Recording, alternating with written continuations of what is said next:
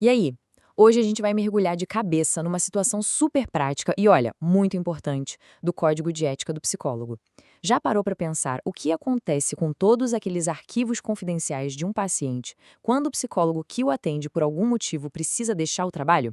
Pois é, esse é um cenário que todo futuro profissional precisa dominar. Essa pergunta não é só teórica, não. É uma situação que acontece e muito. E a forma como a gente lida com ela define e muito a nossa ética profissional. Entender isso é fundamental, sabe? Porque mexe com o coração do nosso compromisso, o sigilo e a confiança da pessoa que a gente atende. Mas calma lá. Antes de responder direto, a gente precisa dar um passinho para trás. Para sacar o que fazer quando um psicólogo sai, primeiro a gente tem que entender por que esses arquivos são tão, mas tão protegidos. E tudo começa com um grande pilar do sigilo. Olha aí, o artigo 9º. Ele é a base de tudo, o alicerce. Ele está dizendo para gente que a confidencialidade não é só uma regrinha boba, mas sim a garantia que permite que uma pessoa se sinta segura para compartilhar suas vulnerabilidades. Sem essa segurança, a relação terapêutica simplesmente não existe. É exatamente isso. O sigilo é, literalmente, a ponte de confiança entre o paciente e o profissional. E é por causa dessa ponte que o cuidado, a cura e o desenvolvimento podem de fato acontecer. Ok, agora que estamos na mesma página sobre a importância do sigilo, vamos voltar ao nosso problema central. Relações de trabalho podem acabar, né? Por mil motivos. E o Código de Ética, muito espertamente, já prevê um plano de ação bem claro para lidar com essas interrupções. E olha só como o código é abrangente. Ele cobre desde uma demissão, uma exoneração, até o fechamento completo de um serviço de psicologia. E essa parte final é a chave, quaisquer outros motivos. Ou seja, não importa por que a saída aconteceu, a responsabilidade de proteger os dados continua lá, firme e forte, como prioridade máxima. E aqui a gente volta para a nossa pergunta de R$ 1 milhão. Se o sigilo é a base de tudo, como é que a gente garante que essa base toda não desmorone só porque o psicólogo precisou sair? A resposta está num artigo bem específico do nosso código. E aqui chegamos no coração da nossa conversa, o artigo 15. Ele funciona como um mapa, um guia prático que nos mostra exatamente o que fazer para garantir que a confidencialidade seja preservada, aconteça o que acontecer.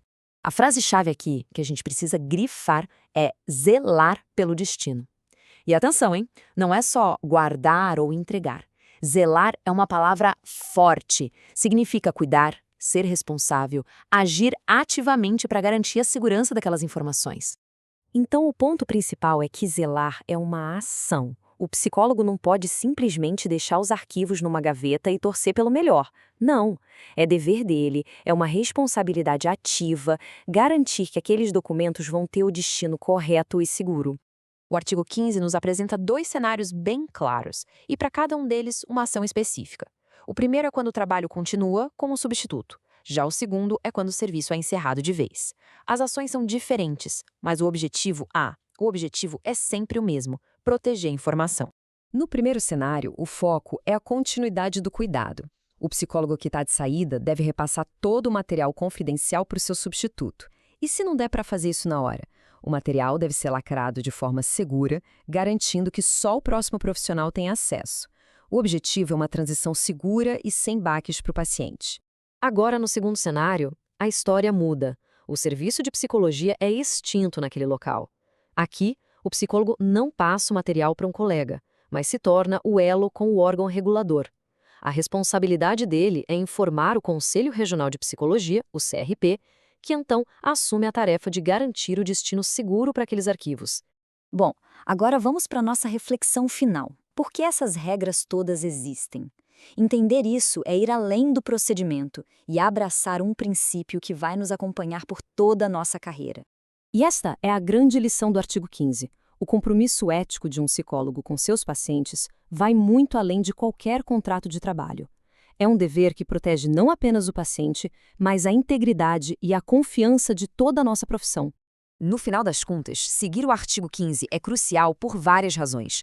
Protege o paciente, que é a parte mais vulnerável, garante a continuidade do cuidado e, talvez o mais importante, cada psicólogo que age corretamente fortalece a confiança da sociedade na nossa profissão, validando o nosso papel social.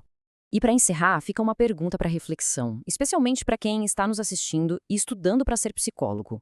A questão não é só decorar o artigo 15, né? O verdadeiro desafio é pensar como eu vou incorporar esses princípios na minha prática diária. Como garantir que esse cuidado seja uma constante do primeiro ao último dia da minha carreira? Essa é a reflexão que realmente importa.